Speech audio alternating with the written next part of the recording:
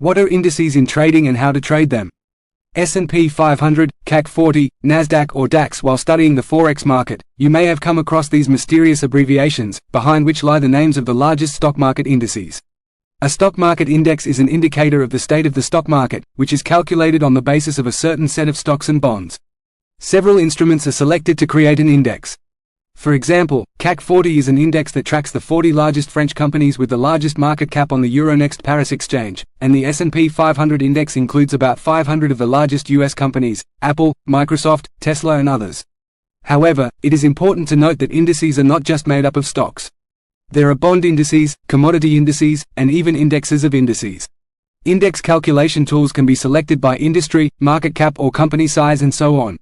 The value of a stock market index is calculated from the value of the instruments included in it. The most popular world indices usually include a list of the country's largest companies from various sectors of the economy. Changes in the share prices of individual companies affect the overall value of the index. If the prices of most stocks rise, the value of the index increases, and vice versa. Thus, the stock market index reflects the overall sentiment and direction of the market. To find out whether all Parisian stocks rose or fell during the session, we look at the CAC 40 index, and if we are interested in the EU economy, we look at the Nikkei 225 index. Classification of indices. There are thousands of instruments on the stock market, so it can be difficult to find an interesting stock to buy. Stock market indices partially help investors by categorizing instruments, indices of technology stocks, indices of gold stocks, China's largest capitalizations, etc. Thus, we can distinguish two main types of indices.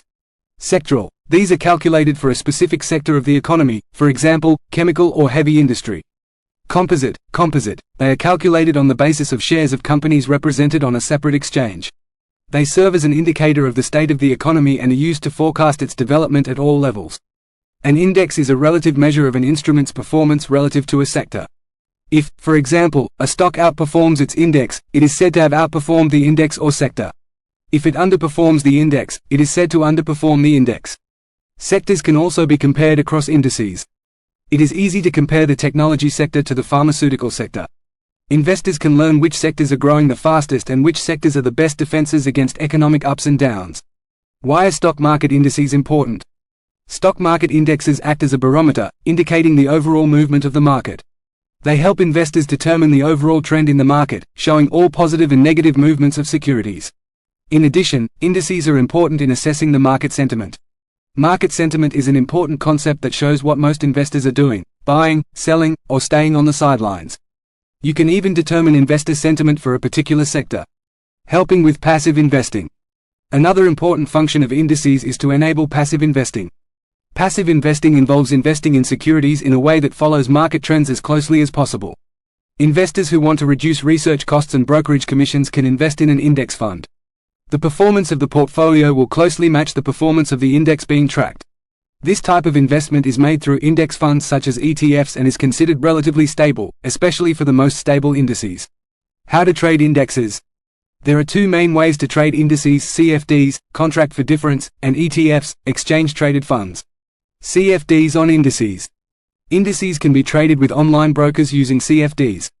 They allow you to profit from the rise or fall of indices.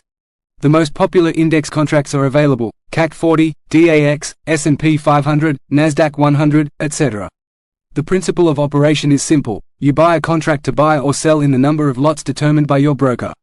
This varies from broker to broker, so it is worth testing the appropriate platform before trading index CFDs. Index ETFs. ETFs are also a great way to gain exposure to indices. These funds try to replicate stock market indices exactly. They are similar to mutual funds, but are listed on a stock exchange and traded throughout the day. This means they can be actively traded, but ETFs are best suited for long-term investing. They allow you to track market dynamics rather than trying to beat the market by picking individual stocks. ETFs allow for passive management. For example, the Lyxor CAC 40 ETF issued by Lyxor, a subsidiary of Société Générale, is an ETF that can be purchased to reflect the performance of the Paris index in your portfolio.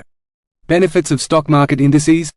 Reduced risk and steady growth. One of the main advantages of indices is that they are relatively low-risk equity investment options. By nature, they are diversified and therefore not very volatile. Investing in them through ETFs increases your chances of realizing long-term capital gains, and it does so passively. Active trading, on the other hand, is more complex. Lower costs. ETFs offer investors significant savings. ETF management fees range from 0.05% to 1%. However, actively trading CFDs on indices can be costly, especially if it is done using significant leverage. Diversification. Because you are investing in a basket of stocks, you reduce your risk. Indices allow you to diversify across the entire sector. By buying multiple indices, you can access multiple sectors at the same time, which would be tedious if you were buying stocks individually. However, index trading has its drawbacks, the main one being the relatively low volatility. In other words, you cannot expect exceptional returns because indices do not grow significantly throughout the year. On the other hand, the low yield is compensated by high stability, so indices are well suited for long-term investments. In addition, when trading CFDs, you should not forget about leverage. Although indices are considered to be stable, leverage in this case makes index trading quite risky. It significantly increases the risk. Despite this, indices remain a popular investment method for many traders due to their stability and relative predictability. FAQ. Q. How are index prices calculated? Today, index prices are calculated using the market cap method, which measures the value of a company's stock relative to its total market cap in dollars, as well as a price weighting formula. The calculation requires multiplying the number of shares of a company's stock outstanding by the current market cap of the stock.